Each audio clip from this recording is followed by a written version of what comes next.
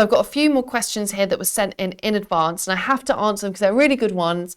And then we've got more that will be coming in the live Q&A. So if you haven't written in your question yet and you'd love me to answer it for you, there is still definitely time. So get sending me your questions in and put me on the spot. So this first question comes from Aaron, who asks, do you have any suggestions on how to write an eye-catching bio? So Aaron, there have actually been some match lives that I've done before on this topic. So if you log in, you should be able to watch some videos and replays, which give you loads of information on that. For now, I would just say really easy things you can do. If you write something that's generic, substitute it for something that's specific. So don't say sport, say football. Don't say travel, say backpacking in the Himalayas, or, just say the exact detail, as that will make your profile so much more full of personality. Of course, use match voice as well, like add voice notes to your profile. Often how we speak naturally comes out in a way that has more personality and is more informal. So it's like you're missing a trick if you don't put that one in there.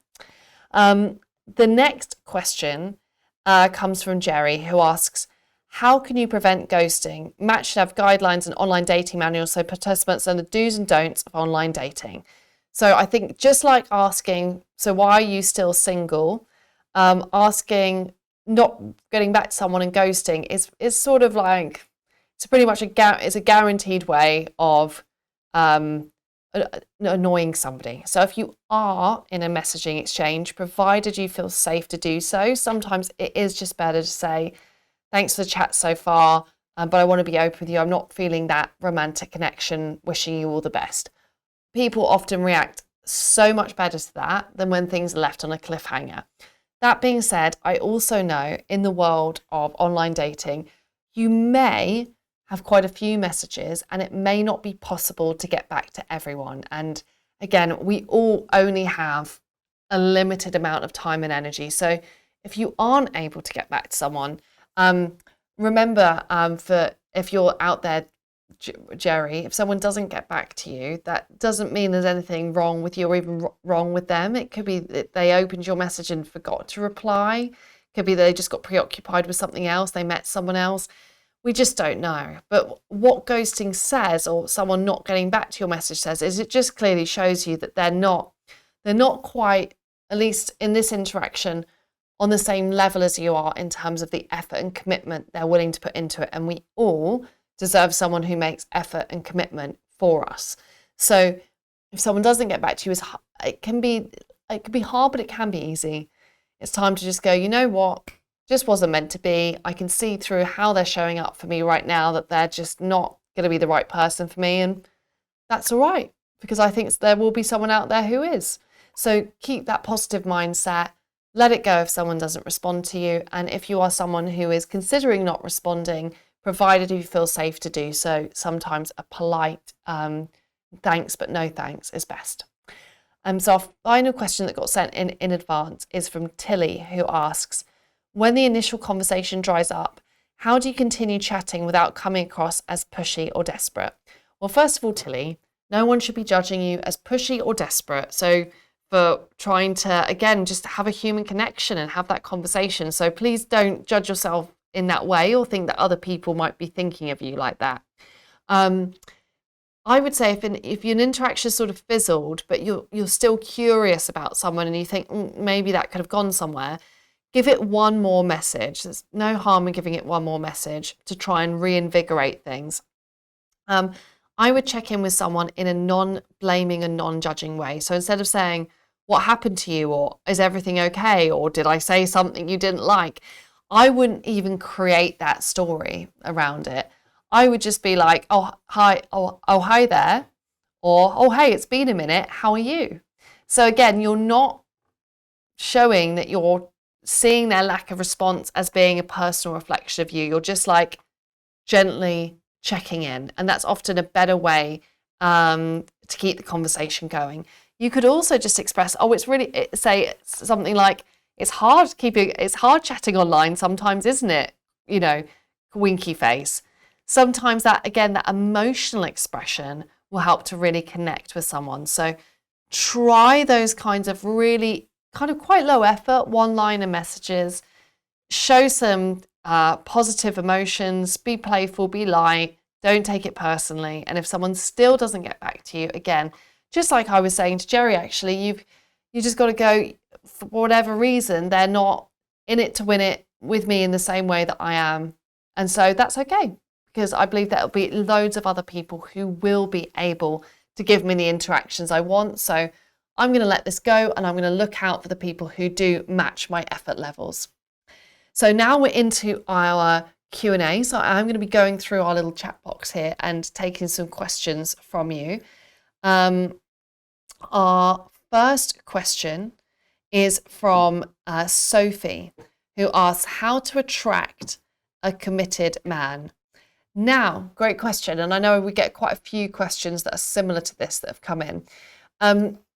When it comes to commitment, we would all love to know, wouldn't we, on the first date or even the first message, or if someone could just write on, put a sign up on their profile. We'd love to know what someone is able to offer us. The snag of dating is that we have to do the work. We have to get to know someone to figure out how aligned they are with our values around commitment or not. Because even someone might think they're looking for a committed relationship, but someone's version of commitment in terms of how much time they want to spend with someone, how much communication, like messages they want to have, when they want to become committed, that could all still be different. So the only way that we know is by experiencing someone and getting to know someone. And if commitment is really important to you, I would just say take your time getting to know someone slowly and honour how you want to get to know someone. So if commitment's what you want, be clear about that in a friendly way.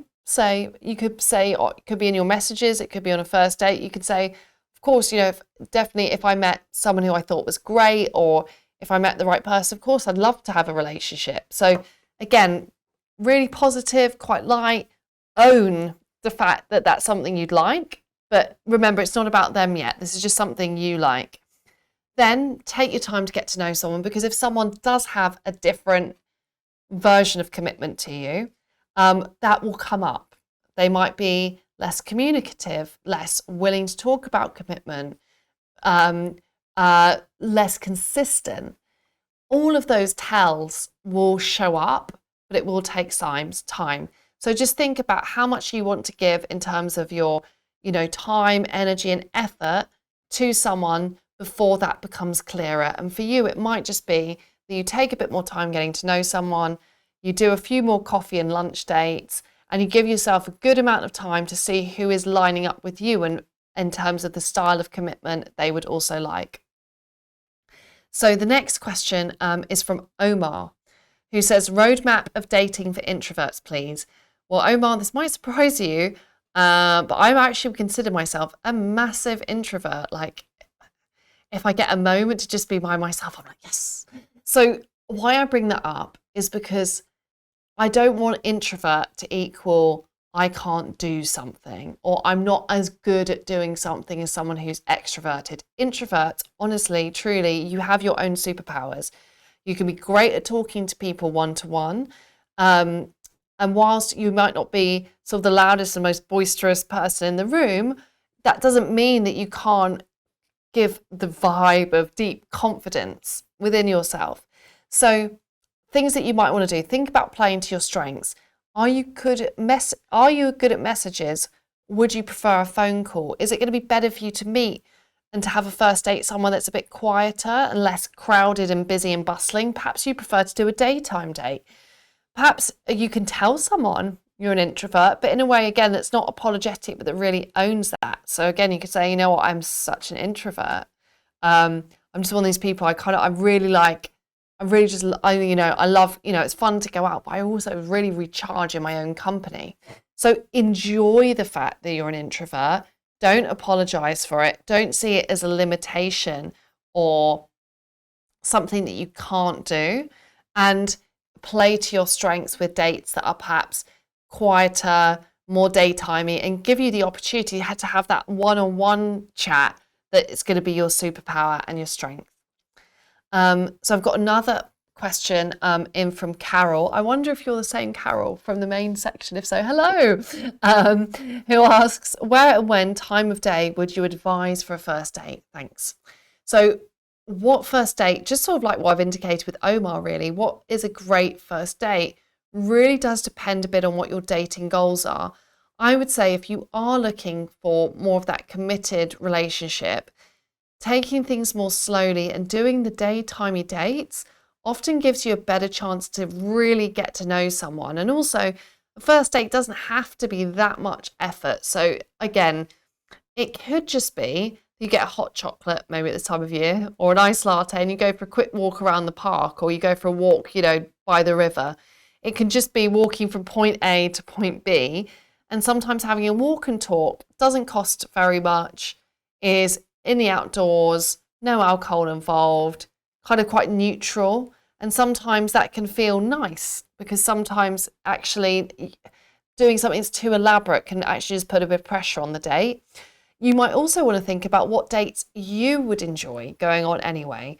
Back in my dating days, I have to confess, I dragged a lot of poor unfortunate men to a lot of yoga classes, but it was because I was like, well, at least I'm going to enjoy the date, even if we don't click. So definitely think about what you would find fun and interesting.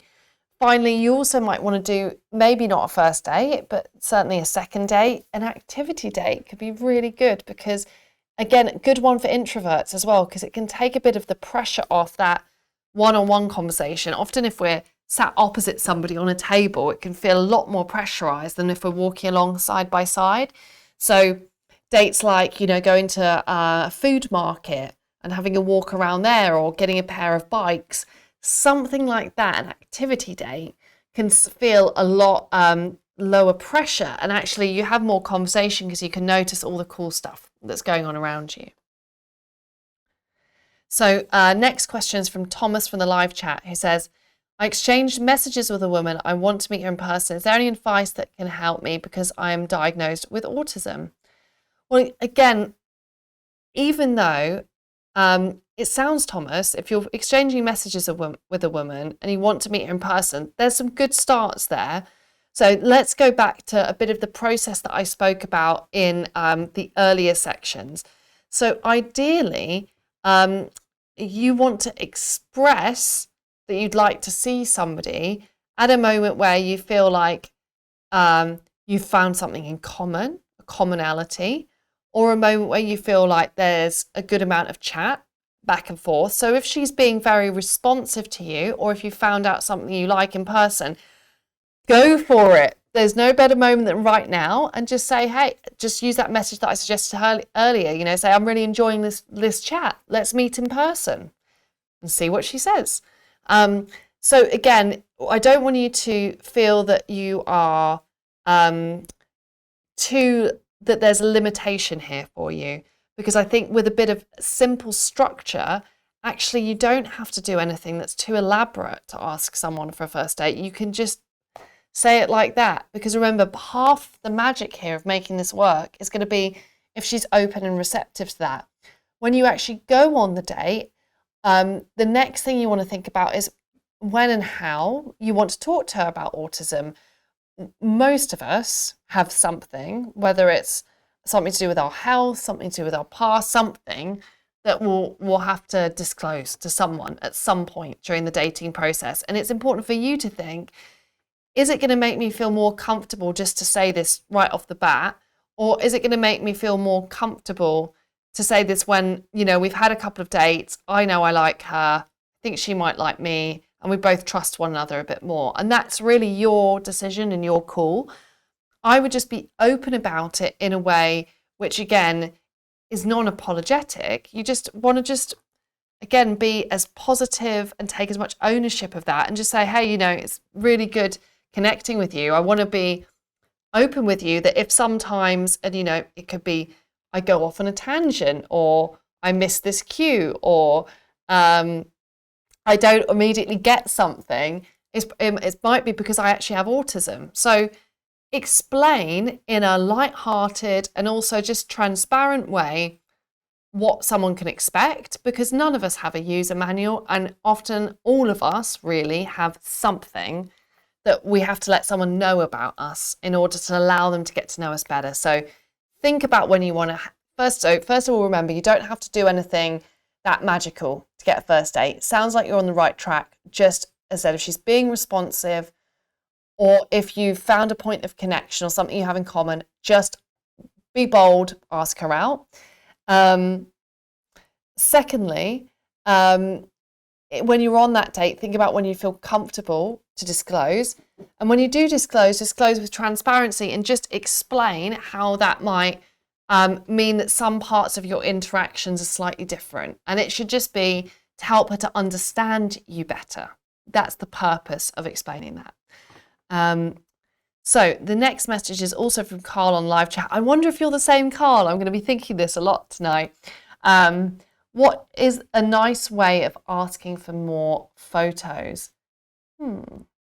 So this can be, again, I would say, to go a bit bigger picture on this, generally, if you can, I think all of us out there, if we can have 3 or 4 clear photos of us on our online dating profile, it means we're more likely to attract the right kind of people. And again, it actually will help you to get more matches, because you need that transparency and that trust. So ideally, we want a nice clear photo. It's a headshot, at least one that's full body, and then maybe, a couple of others of you doing some other stuff. But so at least a few really clear photos is an absolute must for your online dating profile.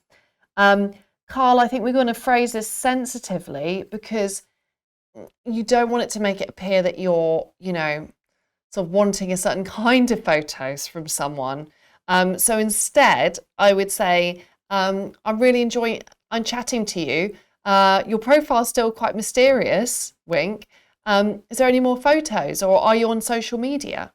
So again, I would say, do you have any more photos? Are you on social media? So give someone options, because they may find one of those is better. The fact you're asking for social media also indicates you're not asking for any particularly risque photos. You just would like to see more of them. And also, again, using that playful and light-hearted phrasing that I spoke about at the start of this, what's the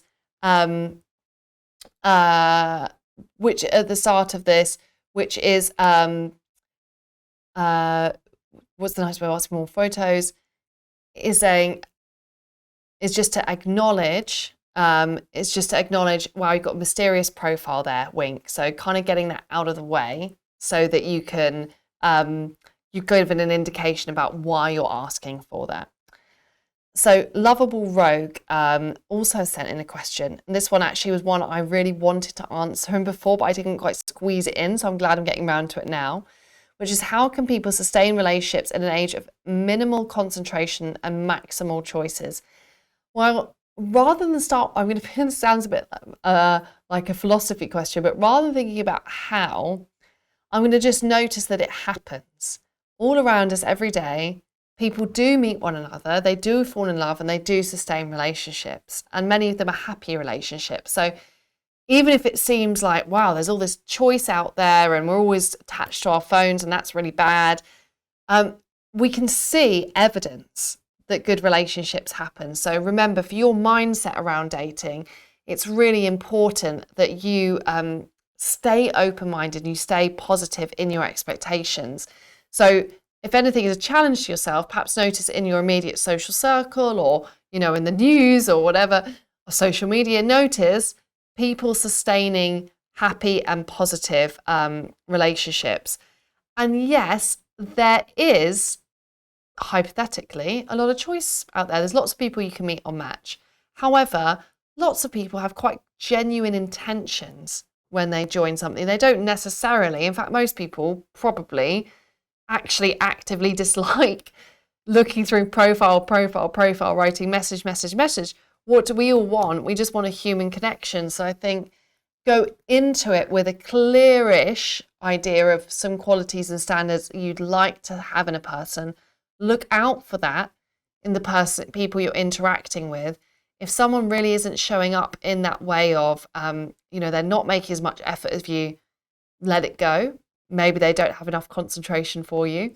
And if someone is making that effort to connect, lean into, and, as I said, be open-minded to the fact that sustaining a relationship is entirely possible. So this next question comes from Simon in the live chat, and there is still a little tiny bit of time. So if you've got any of you others of you out there have got some questions you'd like to ask, please feel free to send them in. So Simon asked, does what you're saying change with the 50 plus age group? I would say they're minor changes. So something we will notice going through the generations is our messages tend to get a bit shorter. So if you're a Gen Z out there and you're lucky enough and young enough to be in your 20s, your messages are probably going to be significantly shorter than someone who is more mature. So if you are a more mature dater, you may find it more natural instead of writing these one-liner messages to write something that's a bit more substantial. All I would say is when you're sending messages that are more substantial, just check out and see if the other person is matching and mirroring your effort levels, because we just kind of want to avoid a scenario where you're really sharing a lot and trying to answer every question they ask and they've sort of written a very small answer back, because that can create, regardless of your age, that can create a feeling of pressure. So if someone is, however, matching you in terms of they're writing a bit more, they're asking more questions, it's a little bit more detailed, that could just be, dare I say it, a stylistic feature of someone who's a slightly more mature dater and how they're interacting with one another. But all the other principles essentially remain the same. It is still going to be about being positive, it is still going to be about being playful, and it's still going to be about personalizing your messages. This next question comes in from Will, which is, how do you help people overcome their fear of stranger danger? So it's true, when we do meet somebody online, we don't know who they are and what they're about. And the irony is, if we did, we probably feel more excited because we get that understanding of what they're like. To begin with, one of the first and most important things you need to try and do in your messages is build some trust with the person that you don't know. And obviously using match voice, completing your profile, having at least a few pictures, all of those things do a lot as well to help counteract stranger danger.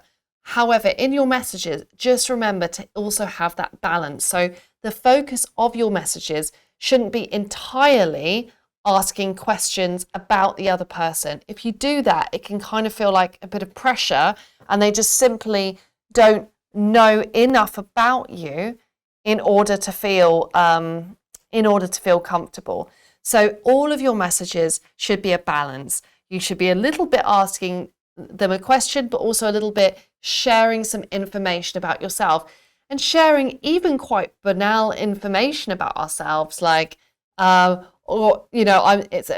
only Monday and I'm already late for work. Or I'm doing a House of Dragon binge under my duvet this weekend, not that exciting. These sort of everyday things and experiences are just so relatable. That's what's going to make someone fall for you, and it also will really help to build trust. So don't worry too much about being cool and impressive on your messages. Worry more, or I should say focus more, on just relating, sharing examples from your life, and making sure you have that balance in your online conversations. This next question comes from Zach for the live chat. I'm not sure my dry humour is for everyone. Should I be true to myself or play it safe? Great question, because again, it's a bit of balance here, isn't it? It's about being enough of yourself that you attract people who are most aligned with you. Because remember, the people who you're gonna have the best connection with, you're probably gonna find that communication is quite easy with them and it just flows, and that they probably like your sense of humour. But when we're messaging someone we don't know, it's also good to sort of warm them up to what your sense of humour is. So you could say, I was going to say a joke then, but it's a bit dry. Do I have permission to share?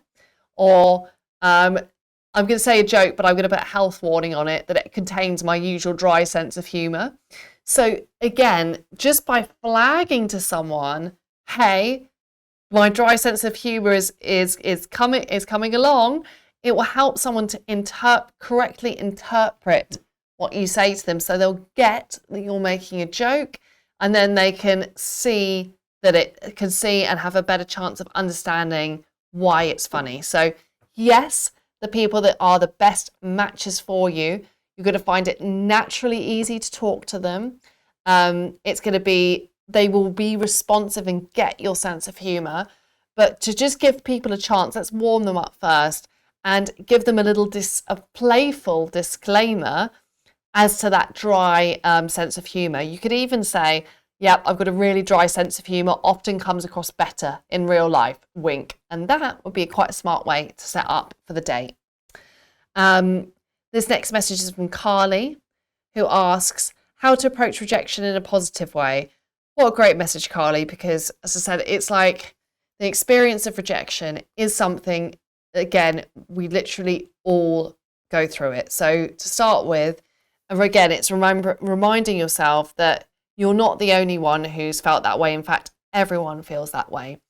To begin with, I would question, is it a real rejection? So remember, unless someone's really sat down and got to know you and they're like best friend or long-term partner, do they really know you to love you? Maybe not. So when someone doesn't respond to our messages, it can feel like they're rejecting us, but they don't really know us. They don't really know who you actually are. Especially if someone doesn't get back to your first message. As I said right at the start of this session, there are like 1,000 reasons that are not to do with you why that might not happen. Other ways you can look at rejection are, is there something I can learn from this? I really hope that I've given some advice tonight that you can actively use. And, you know, as I've said about 1,000 times before as well, dating is a communications exercise. So if you're not getting the responses you want right now, it's not about you, but it probably is a signal to, okay, is there something I could take from this session? Is there somehow I can work on this? Also remember, all of us only need really one good yes. So I would just say it might not be someone rejecting you. If you can view it like, we were just unaligned. It just wasn't a match. They just weren't on the same page in terms of what they were looking for. And that's okay, because by letting this one go, I am just getting one step closer to the person that I really want to be with, that really great yes. So I'm hoping those are some really, really good ways that you can move past that feeling of rejection. Richard says, hi, I'm visually impaired. Is it appropriate to ask for a video of them doing a fun activity? So again, great idea here for you to go into the Match live rooms. These like old school chat rooms, which are a great way of you really interacting with people. And for the rest, I would say I'm going to give similar advice here to, I think it was Carl who asked about photos. We want to be sensitive about when we're asking someone for more information, because whilst it might help us to understand them better, it could make them feel a bit put on the spot. So I would do a few things. First of all, consider sharing. So you could say, if you share something first, like a photo or a video of you doing something cool, then it's much more likely that someone else is going to reciprocate, okay? Because guess what? You've established that trust. So you've established that trust. Also, if you do want to ask for a video, you could say, oh, that sounds really fun. Have you got a video of it? So if you can connect it to the chat you're already having, it's going to feel much more natural. And also, if those of you out there who are curious and excited about these kind of like, about the old school chat rooms, which are a really, really great way to get to know one another, there will be a dedicated live room opening up for Match members at the end of this live coaching. So if you're enjoying chatting to one another now, don't let it stop. Let it carry on in the live room. Final question I've got sent in is from Anne, is how to get the most out of our membership to Match. Well, Anne, I'm glad that you sent a message into this coaching session, because this is one of the great ways that you can really get the most out of Match. So join the live coaching sessions, because again, just like our messaging interactions, just like our dates, often what we put in is what we get out of something. So do the coaching sessions, because I'm going to back myself here. I think there's some useful content here and some useful techniques that are going to help you to improve how you interact, to have more fun in your interactions, and to get more matches. Also, utilize all the profile functionality that you have. Search for other members who have got the right criteria for you. So you're really narrowing it down to people that you know you're going to connect with. Use features like match of voice as well, so that you can add that extra layer of personality to your profile. Like, what a great way for someone to get an insight into who you are. There's also obviously social events on and offline that you could attend. Again, rather than just having messaging someone, have that three-dimensional experience of either using the live chat rooms or doing our online or offline events. So remember, join in, and if you're listening right now, definitely go to the chat room after this event has closed. And really, for everybody out there, you get the most out of Match or any dating experience when you participate. So get some good photos on that profile, write the profile, put the voice notes up, attend the events, go to the live chat rooms, come along to my coaching sessions, and just join in, because remember, there's going to be a lot of people out there who are really going to be really aligned with what you want, who are also going to really want to start something real. They are just around the corner. You've just now got to go out there and lean in and use all these resources that we have here at Match to meet them. So it's been really amazing as ever working with you tonight. I've appreciated every question that you've sent in. Even if I didn't get around to answering your question tonight, remember, here at Match, we read all the questions, and you may well find that a future session comes up answering that exact question. There will be a video on demand of this session, so please write down the examples and the templates I gave you so you can really start to personalize those messages and use some of those messaging skills in the live chat room that will open straight after this session. Thanks again for watching, and I really look forward to seeing you again soon.